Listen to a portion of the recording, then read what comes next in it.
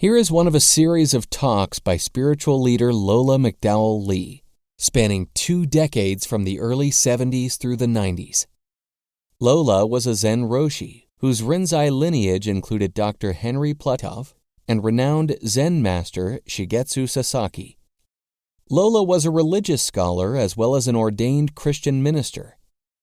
While the talks are focused mainly on Zen and Buddhism, Lola drew on many spiritual traditions, including those of Jesus, Plato, Lao Tzu, the Hindu Vedas, Meister Eckhart, and Gurdjieff.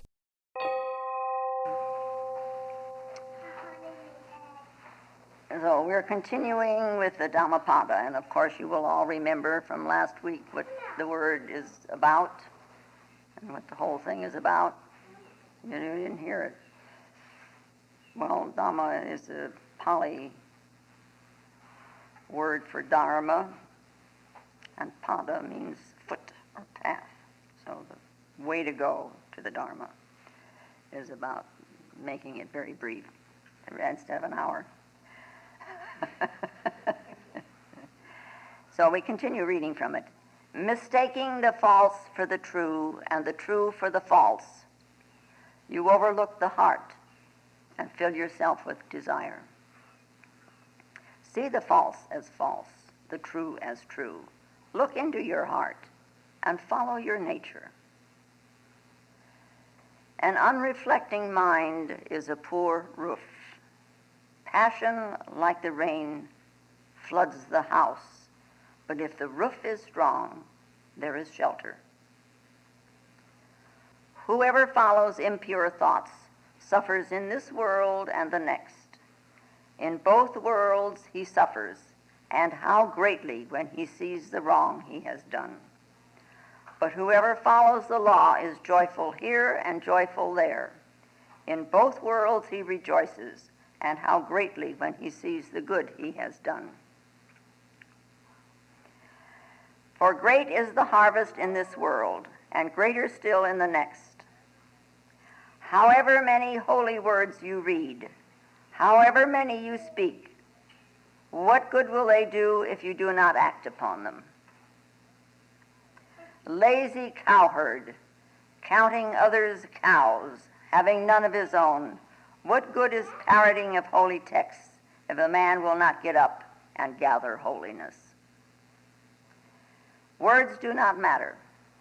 What matters is the Dharma. What matters is action rightly performed after lust, hate, and folly are abandoned, with true knowledge and serene mind and complete detachment from the fruit of action. I like that. That what's in the middle, you see, doesn't fit with that at all. You see that? How can you strive for rewards here and hereafter and want to be detached and, from the fruits of the action? I'm sorry, Buddha, but it doesn't fit. See, I almost left that out, but, it's, you got to hear it how it is. And there's another translation which, it goes, act upon the law, act upon the Dharma, act upon the law, give up the old ways, which are the passion and the enmity and the folly. Know the truth and find peace, then share the way. Lots of translations around and about.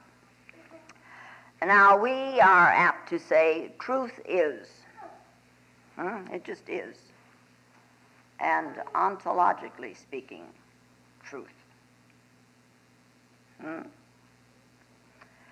Which would be, let us say, the truth of being or the truth of existence. Truth of existence. And that kind of truth is. You can't add to it and you can't take away from it. It is. It is what it is. It's the truth. And as a human being, it is to be my effort and your effort to find it, with the truth, to uncover it in ourselves. And for this truth, we don't need to exert ourselves to invent things like we do for other truths, which we do invent. And we've been, in fact, about this kind of effort a little bit too long, of inventing what truth could be. We simply need to discover it in ourselves, to uncover it in ourselves, and that's truth. What stops us from discovering it? What stops you from discovering the truth in you?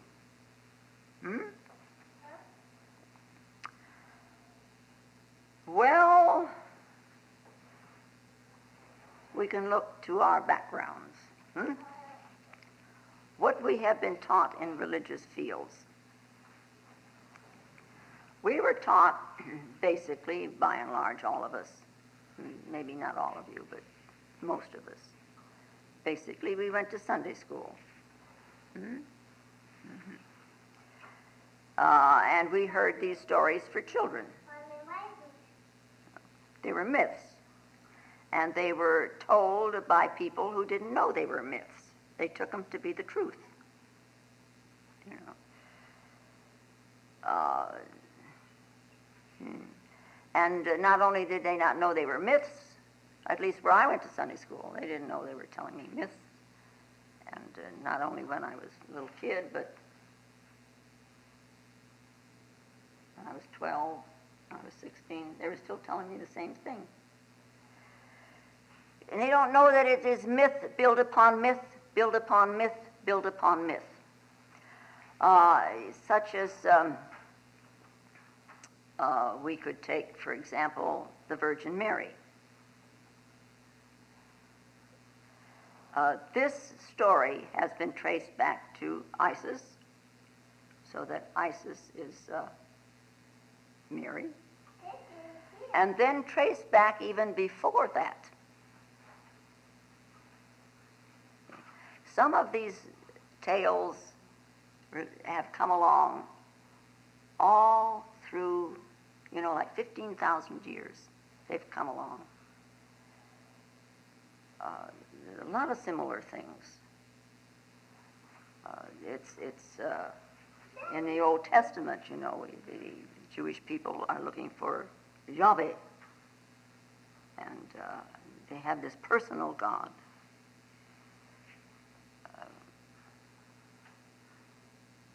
Which is what it is. It's a tribal God.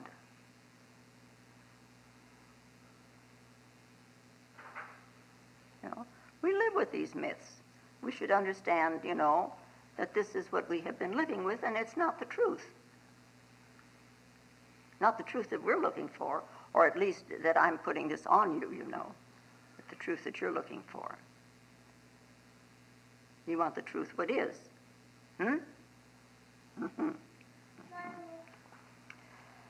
And some people believe so strongly in these myths that have been ground into us that they will invent things to keep them going. They invent things in their lives to make the myths fit. And they don't think they're lying. Not at all. Because they have these beliefs. And then they invent on top of the beliefs. Why, that's okay. That's how they cope. We are conditioned by these myths. And now we're seeking the truth, and they become barriers, these myths. And when we are confronted with this myth within ourselves, or some version of it, it's difficult to reflect on that which really is, because we're enmeshed, as it were, in the myth, in the barrier. Yeah. Also, this truth that we're looking for is not a logical conclusion. You can't put 2 and 2 together and come up with 4 in this instance. It's like we're proing and conning. I can add this and I can take this away and jiggle these things around. And oh, that's what it is, because, you see, the mind has come up with something now. It isn't that at all. It is rather a reality. It is the noumenal and the phenomenal reality. And being so surrounded by phenomenal reality and noumenal reality, how is it that we can't seem to find it? It's incredible, huh? It's everywhere. There is not a place that you can look that it is not. And of course, once you see it, it's very obvious that this is what it is. This is the kind of world we live in. We live in God's world, in reality. Yeah. Also, when it boils down to the nitty-gritties, truth is not an idea. I have ideas. I have had ideas all down through the years. We all have ideas. I have an idea that I'm a woman, and my hair is blonde, and my eyes are blue, and all this kind of stuff. Yeah. See. Well, so we can say then our ideas are, if we were born in India, we would say I'm a Hindu, or I could say I'm a Sufi, or I could say I'm a Christian, or I could say I'm a Zenist. And if this idea is persistent in the mind, it's a barrier. And then we have such barriers as I am poor.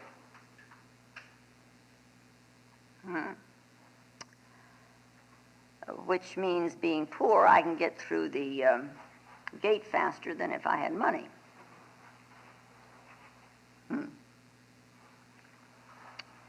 Not true. This isn't the kind of poor that Jesus was speaking of. And then we come to this little thing of I'm worthy and I'm not worthy. Barriers. They're ideas that we hold. So we not only have ideas, we have foolish ideas. And not only do we have foolish ideas, we pride ourselves on them. Well, it's a fact. You know, we got both ends of the pole, the stick. Poor me, I am so unworthy. Or look at me, how lucky I am. Both of them. Ego trips. Yeah.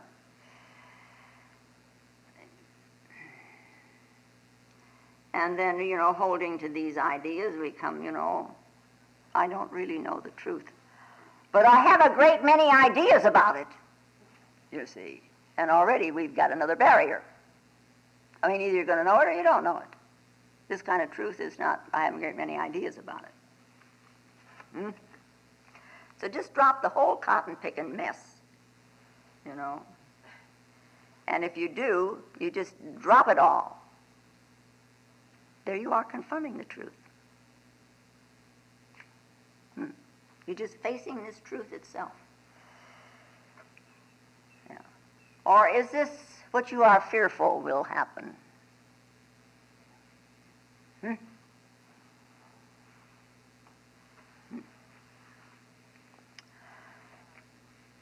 So we are admonished to look within. Go in, look within. What we think we know, what we have been told, what we think we know, we have acquired. We've been told, or we've read, or we've heard, or however, This is not your knowing. These are disturbances in the mind.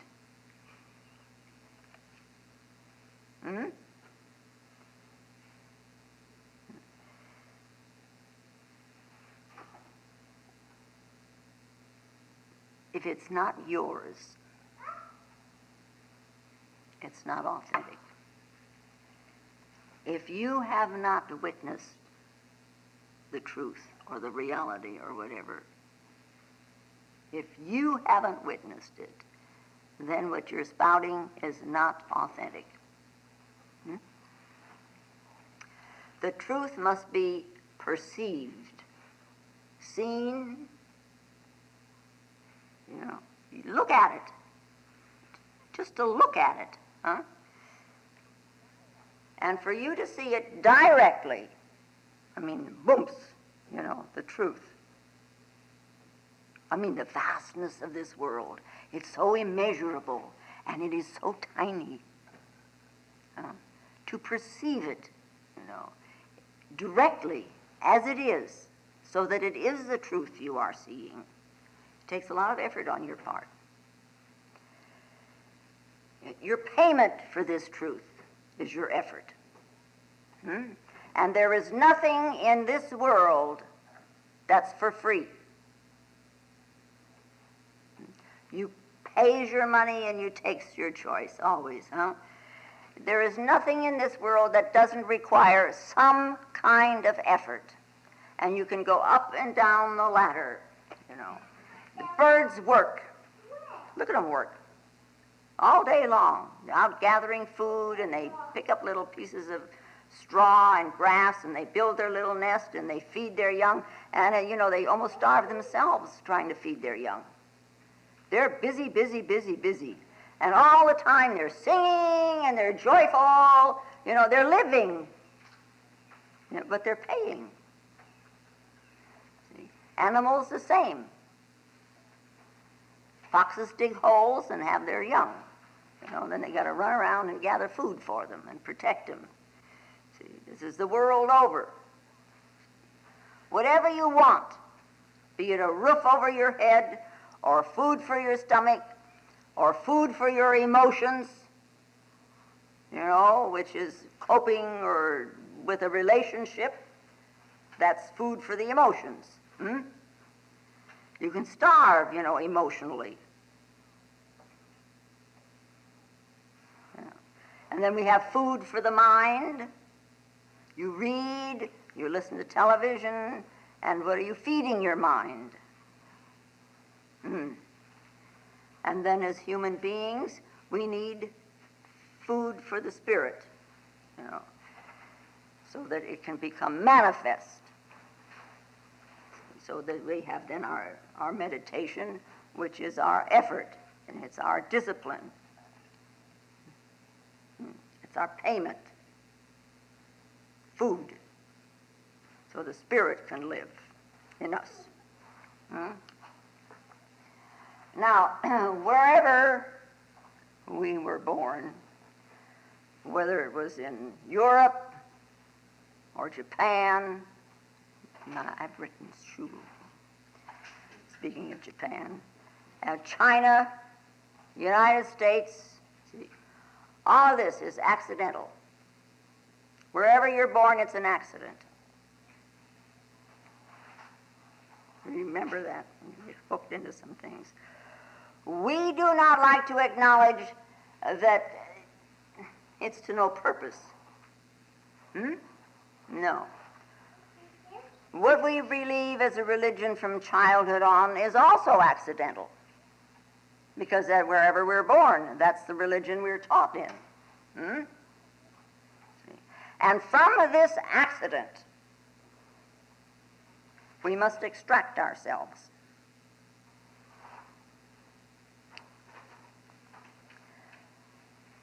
Now, looking at our lives here in this Western culture, this Western world, we would like to be awake. After all, that's why we sit.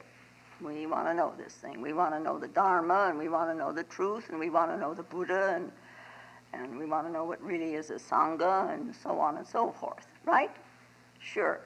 Whatever effort you make, whatever effort you are making, whatever effort they are making in the monasteries in Japan, and in China, and in Europe, and in India, and in these United States, are mediocre compared to that of Buddha.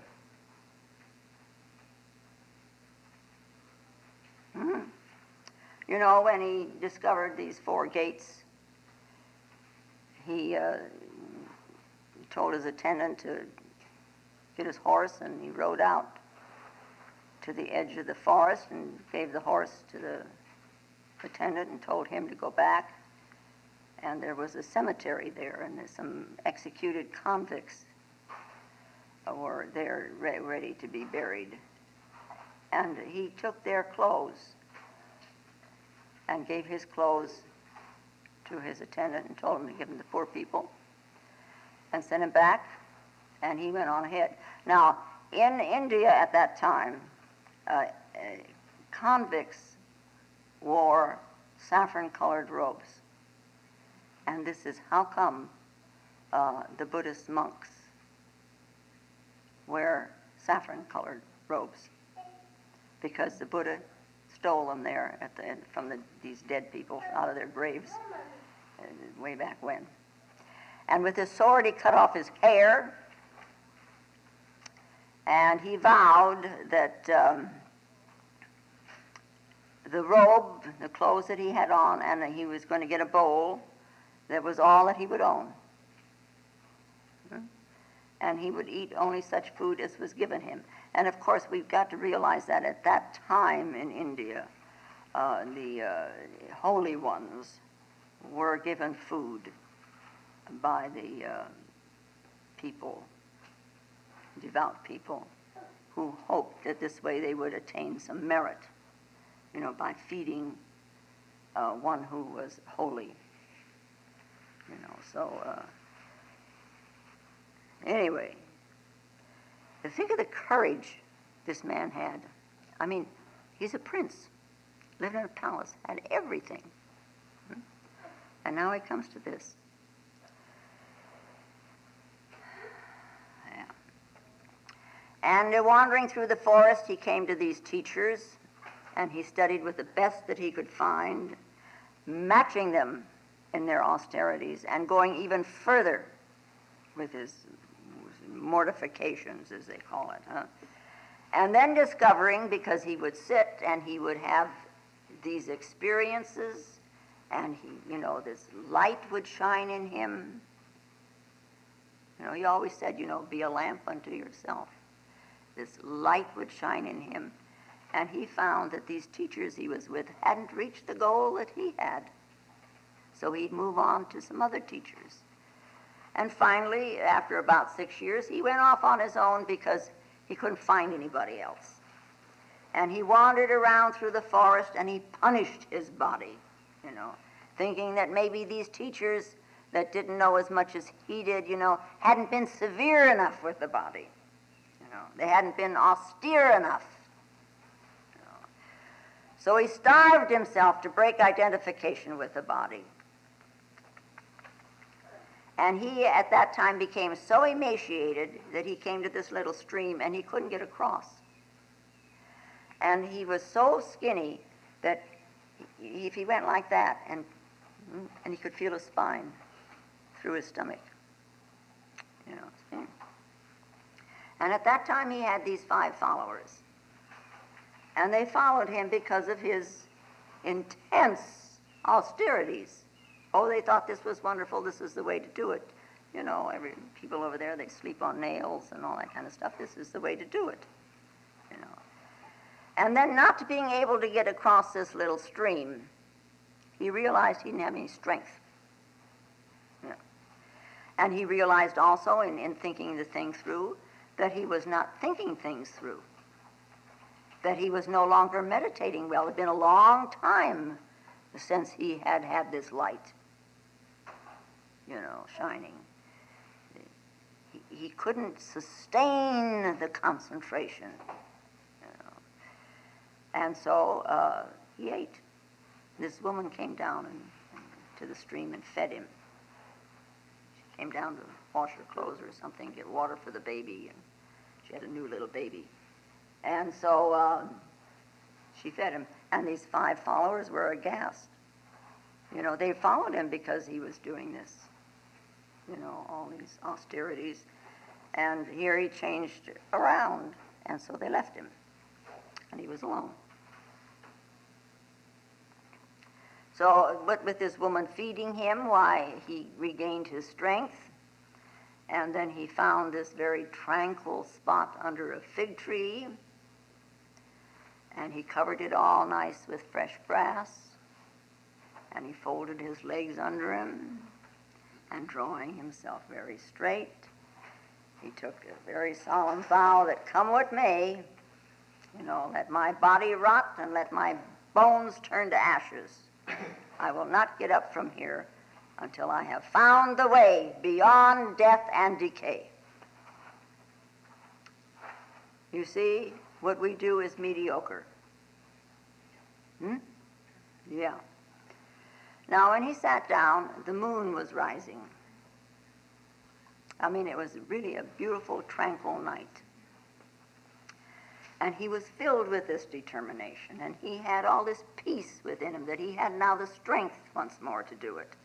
And he entered a very deep meditation. The senses all closed down. Deep meditation, huh? And this concentration within him flowed completely undisturbed by the whole outer world and the inner world. And then, as the legend goes, Mara appeared before him. The tempter, just as the Satan came to Jesus in the desert. Pretty much the same thing now. It is interesting how parallel these myths are. Mara is the Hindu god of death, and he represents every selfish passion.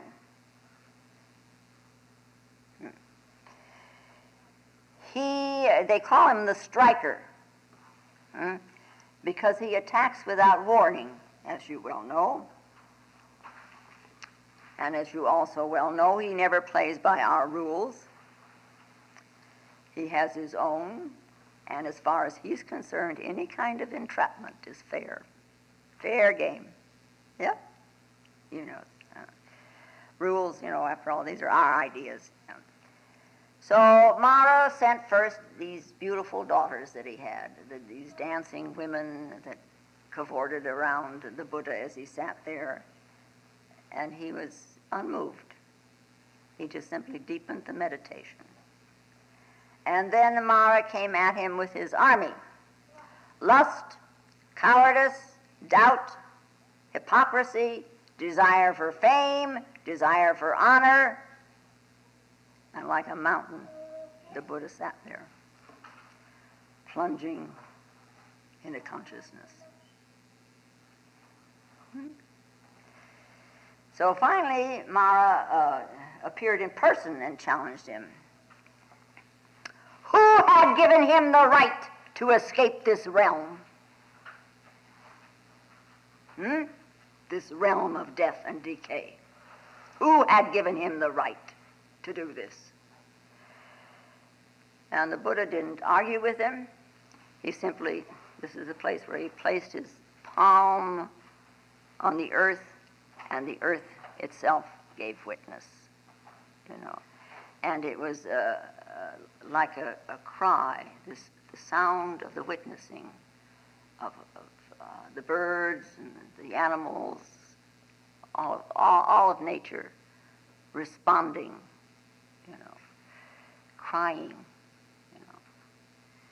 They felt he had come to rescue. There was a way out of death and decay, out of sorrow. So in front of this, Mara again retreated. And then in the morning, the Buddha opened his eyes, and he saw the morning star. And the tree under which he was sitting burst into bloom and showered him with blossoms. He was the Buddha. He was he who is awake. He had escaped death. Then this Mara played another card, and he came to him, and he says, you, he whispered, you have escaped from my realm. You have plumbed the depths of consciousness. And you know well how difficult it is. You sought with clear eyes. Others' eyes are covered with dust, seeking only their own satisfaction. Do you see anyone throwing away the toys of the world, even in the midst of sorrow? Huh? No. Do you really think they will listen to you? How many will even try to wipe the dust from their eyes? And this shook the Buddha. He was shocked by this. It never occurred to him, you know.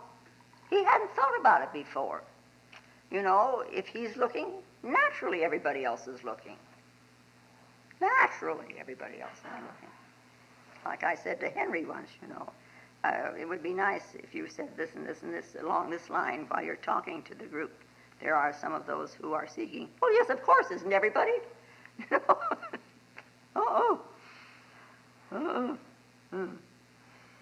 Anyway, this Buddha now sitting under this tree is sitting there, and he's beginning to think and reflect upon the impossibility of his mission. You know, who would listen?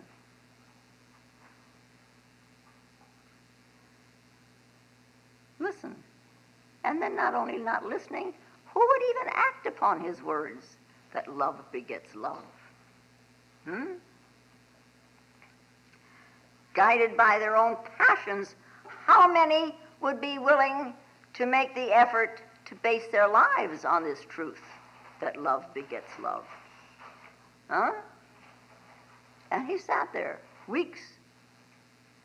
And finally his confidence rebuilt. You know? Maybe there's a few. You know, as I said, hope springs in the heart eternal. Oh, yeah.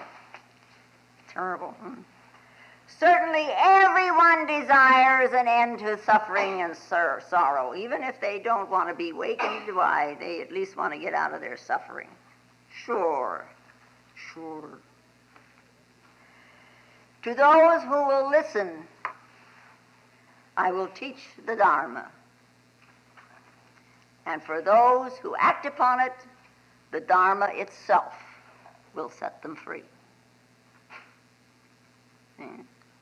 And so he worked some further weeks about how he would present what he knew, and then he set forth to teach. See, now he could help others. He could help others make this same crossing that he did, out of the realm of death and decay into the realm of eternal life. So they think of him, and he has been called a cosmic ferryman, you know, the ferry boat. And he's represented as, you know, being on this ferry boat, little boat that he's got this long stick, and he's guiding his way over, you know, and he has been there represented as calling to others, you know, when he's out in this boat. Koi paraga? Koi paraga? Anybody for the other shore? Koi paraga? Huh? Koi paraga? Yeah. Anyway, interesting. Huh? Truth is always the truth. And false is always a false. But truth is always the truth. Mm-hmm. This is what matters. And out of this, we have right desire, that we want to know the right way.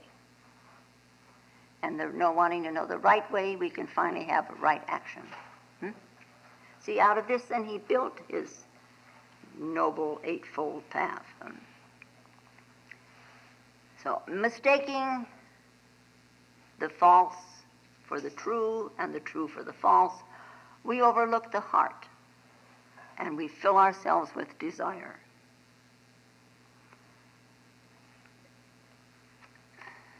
The ancient Greeks, thousands of years ago, several, they held to the belief that the heart was the seat of wisdom. And that what we felt was more true than what we thought.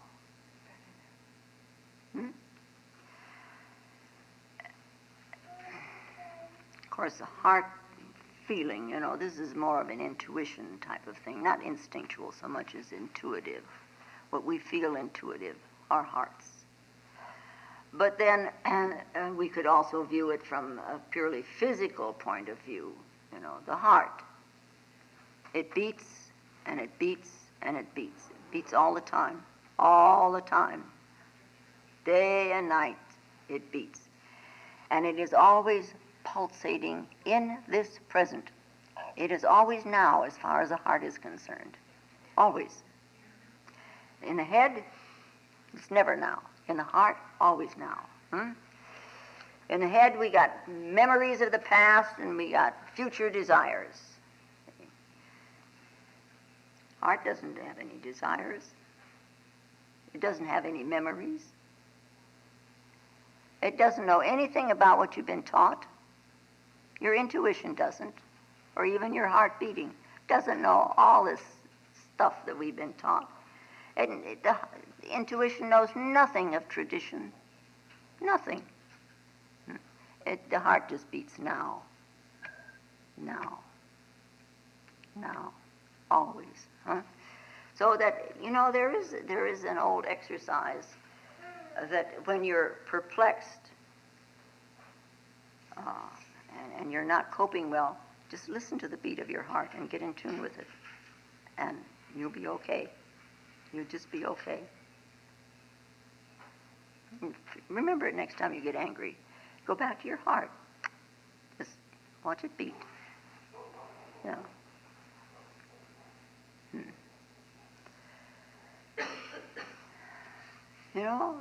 That's what the Greeks said. The heart lives in God.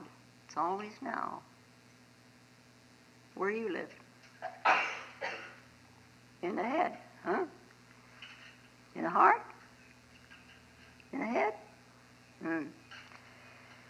It's been said that the head is the problem and the heart is the solution.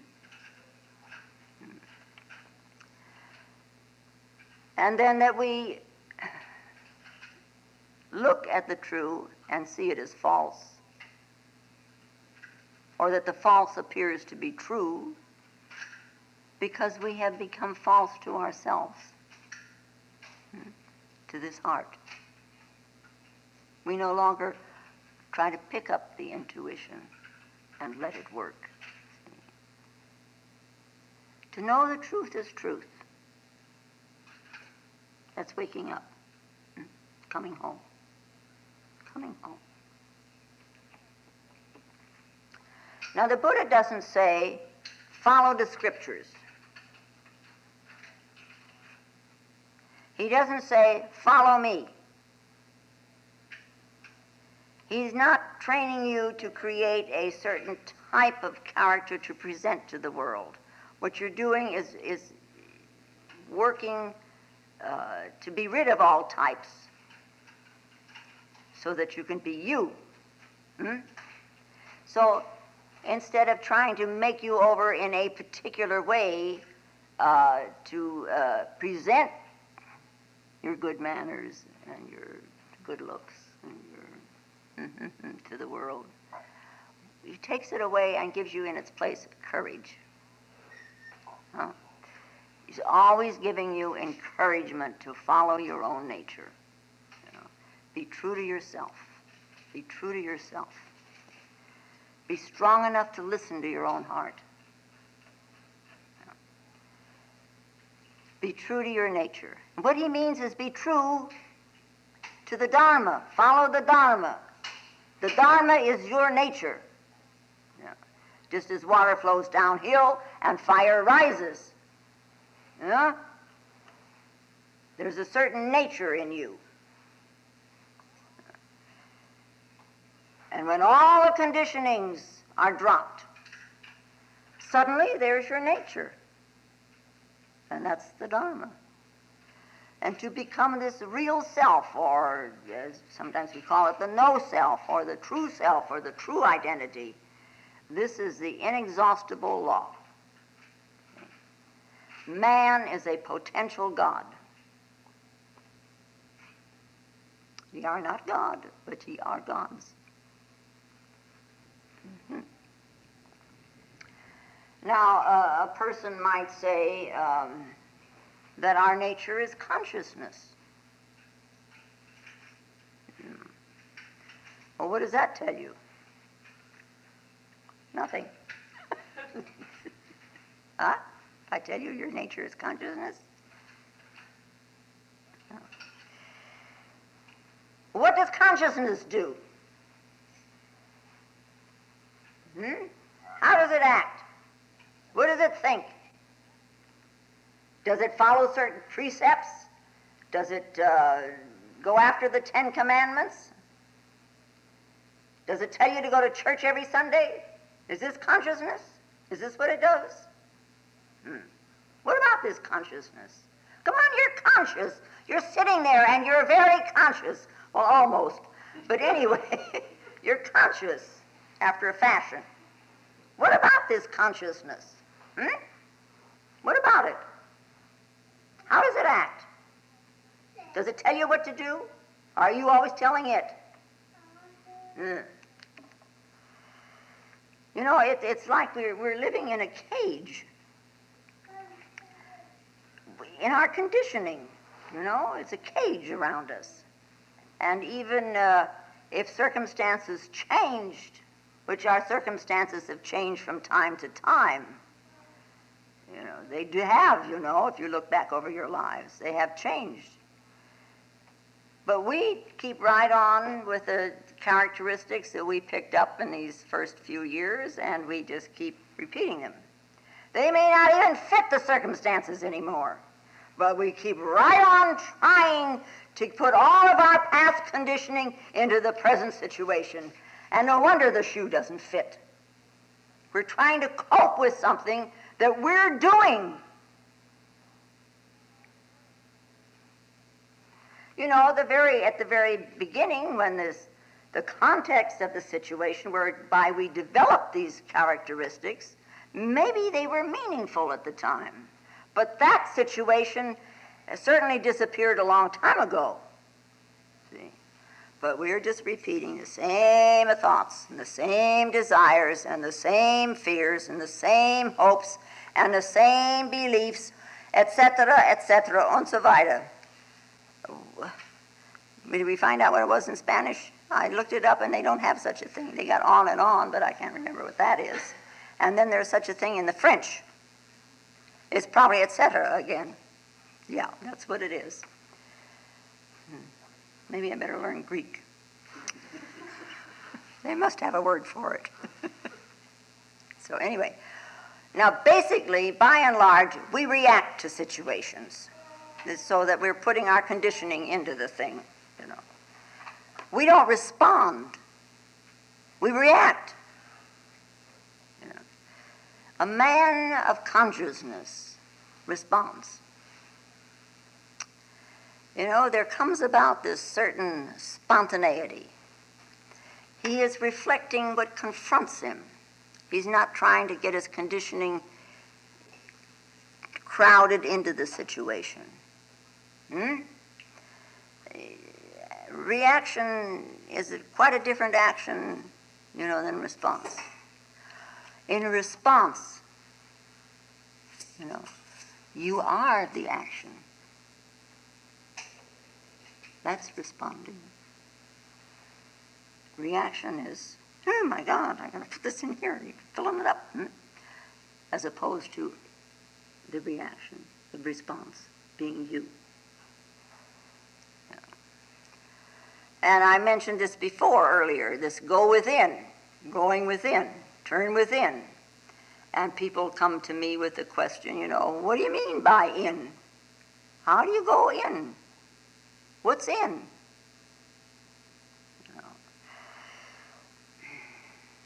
And this idea is not new to the West, you know.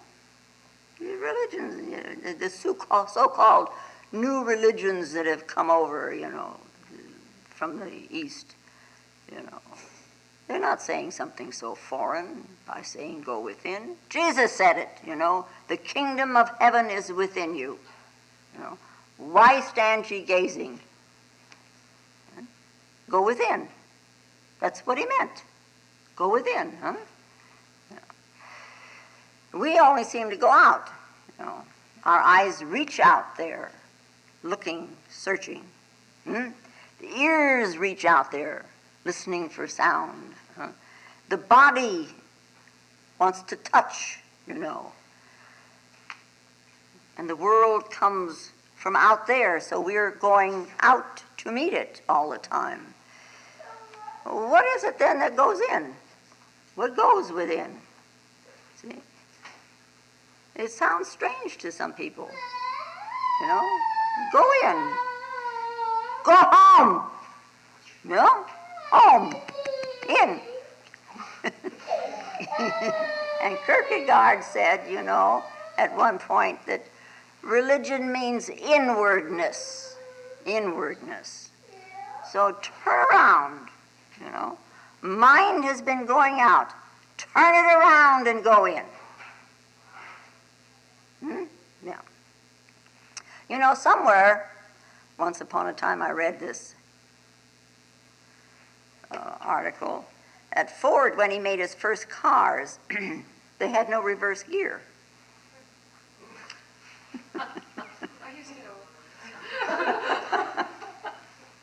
The reverse gear was a later addition. And you know, that's a problem. Huh? Well, we can picture it. I mean, once in a while, you know, in the old tin jalopies we used to have, why, the gears would go out and you couldn't go in reverse. Why, even if you wanted to back up just a few feet, you had to go all the way around the block. So a reverse is needed.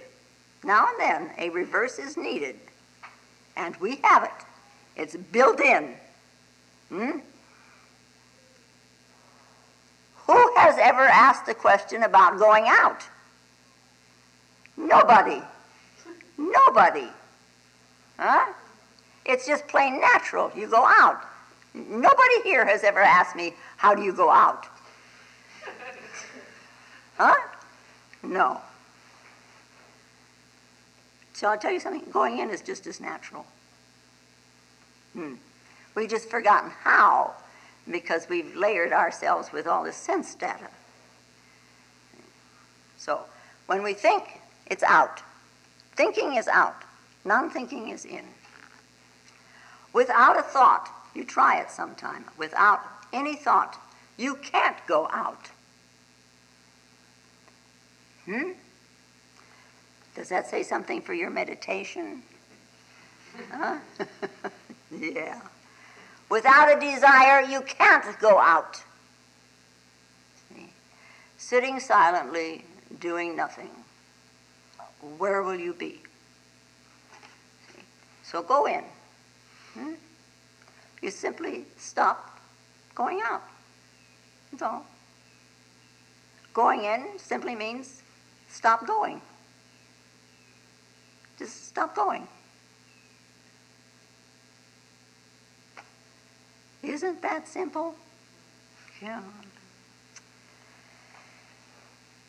And he speaks of here in this unreflecting mind doesn't shelter us.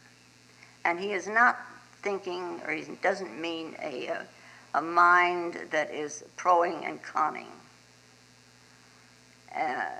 A reflecting mind is a mind which is the ability of the mind itself. It reflects.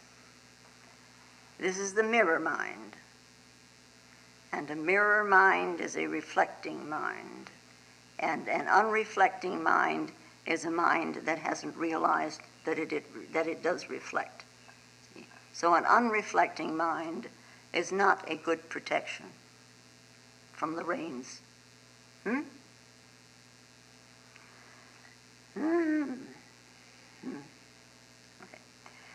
Lazy cowherd, counting others' cows, having none of his own. What good is parroting of holy texts if a man will not get up and gather holiness? What is the point of counting other people's cows? Well, it won't feed you. It won't nourish you. But in the name of religion, it happens. in other areas too, but it's easier to see it here. Trying to make the scriptures, no matter which scriptures they are, the Vedas, the Upanishads, the Quran, the Bible, any of it, trying to make it conform to what you think it is. You know, to put into it your meaning. You're not supposed to put into it your meaning. You're supposed to understand what they mean. You know, don't put into it what you believe. What you believe may be wrong. 10 years from now, you won't believe the same thing. I promise you. Some people spend their whole lives trying to explore what others think of passages in the scripture. Lazy cowherd. They read this into it, and they read that into it. Well, why not just go in and perceive what it really is? You know, Jesus said, you must be born again. Well, what did he mean? Certainly that's not an emotional state as it is mostly interpreted as these days by televangelists. Or like the man that I met at a party who had been reborn already 4 times and was looking forward to more.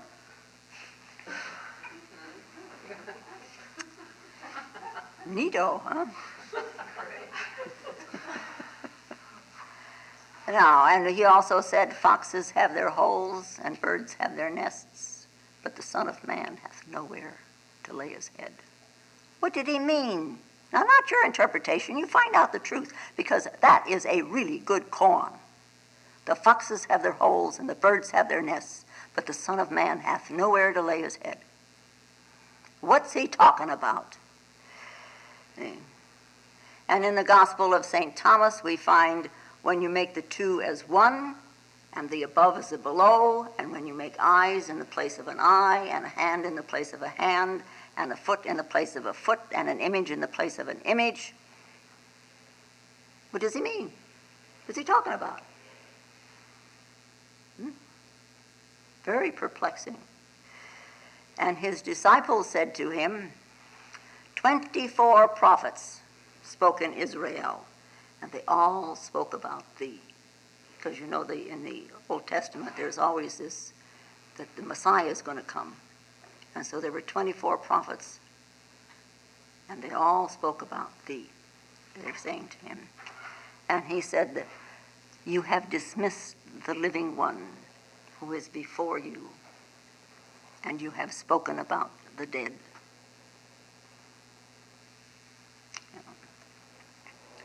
Going in. This business of maybe I can't do it, and well, Buddha could, but look who he was. Well, that's who he was afterwards. You know, before the Dharma, in front of the Dharma, within the Dharma, everyone is equal. How could it be otherwise? You have the same right as anyone else. And if you're hooked on that, which every once in a while somebody is, don't. You have every right to become awakened. Give up the old ways, he says, the passion, the enmity, the folly. Know the truth and find peace. Share the way. Well, this is, of course, your choice. Yeah. There is a world of truth and peace waiting for you. And we come with this beautiful thing of Vivekananda's. Thine only is the hand that holds the rope that drags thee on. Let go thy hold, O Sannyas and bold. Yeah. You know, we sit together. We're sharing the way. Yeah. Now and then as we sit, it's like there's all of, and when we walk, you know, there's all of a sudden this one force. It's all become united, and it's one. And then meditation really happens. Yeah. And through the meditation, the Dharma So you act upon the law. That is, you act upon the Dharma. You act upon the truth. You act upon the Dharma. You act out of that. And never mind all this other little stuff that doesn't amount to a hill of beans anyway. Not really. No. And at one time, King Melinda came to visit our little friend Nagasena. And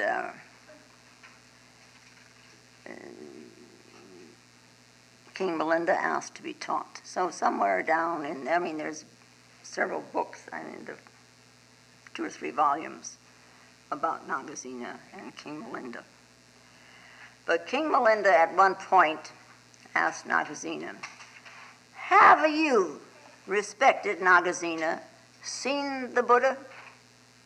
"No, sire." "Did your gurus see him?" "No, sire." "Well, what if I say then that there is no such person as the Buddha?"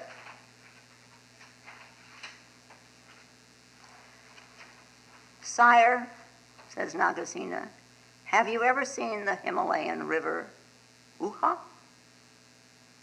"No, Nagasena." "Did your father ever see it?" "Not that I know of." "Then there is no such river as Uha." "Oh, but there is, Nagasena, there is. I may not have seen it, and my father may not have seen it, but there is a river called Uha."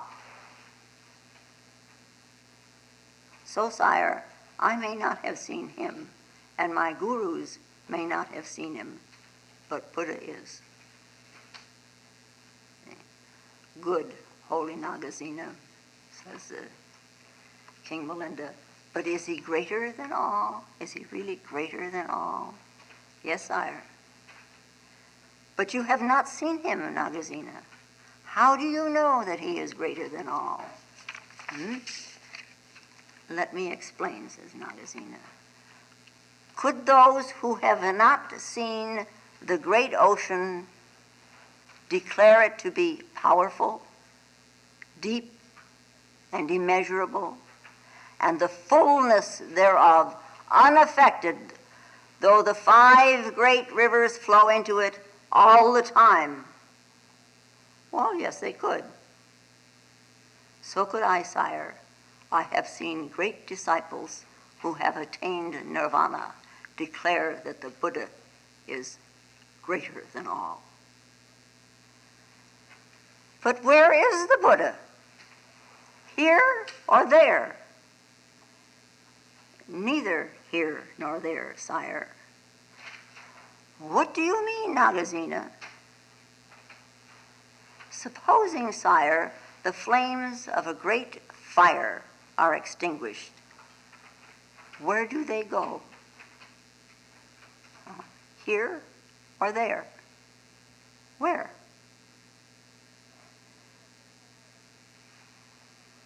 "Neither here nor there," says King Melinda. "So, when the Buddha achieved nirvana, sire, he became neither here nor there, but ye may know him by the Dharma. For he taught the Dharma, and he left it behind." So this teaching of the Buddha goes, words do not matter. What matters is the Dharma. What matters is action rightly performed after lust and hate and folly are abandoned, with true knowledge and serene mind and complete detachment from the fruit of action. Act in the Dharma. Okay? If you find Lola's talks valuable, more will be posted in weeks to come.